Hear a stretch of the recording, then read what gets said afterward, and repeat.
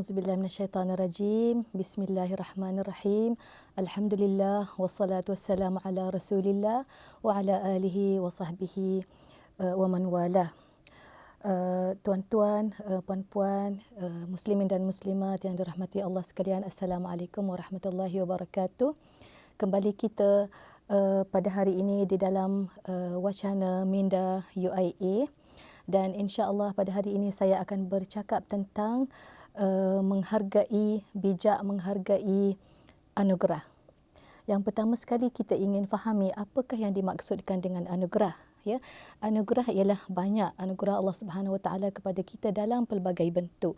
Datangnya dalam pelbagai bentuk seperti kesihatan fizikal, kecerdasan minda, kepintaran, keluarga, anak-anak, kawan yang ramai, kawan yang baik, ahli keluarga yang baik, persekitaran kerja yang selesa, kekayaan, dan semua itu adalah anugerah Allah Subhanahu Wa Taala. Kita tidak perlu menyangka bahawa apabila kita mendapat anugerah di peringkat yang tertinggi dalam negara atau menjadi menteri baru kita anggap itu anugerah, maka tidak begitu ya.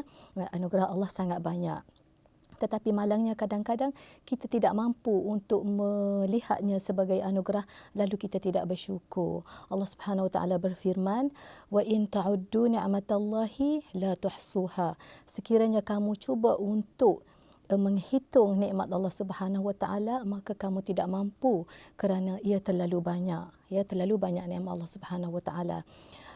Jadi peranan kita sebagai hamba Allah, kita perlu bersyukur, kerana orang yang paling bijak ialah orang yang bersyukur di atas apa-apa sahaja situasi dan nikmat yang Allah kurniakan kepadanya, sama ada sedikit ataupun banyak. Ya, jadi dia bersyukur.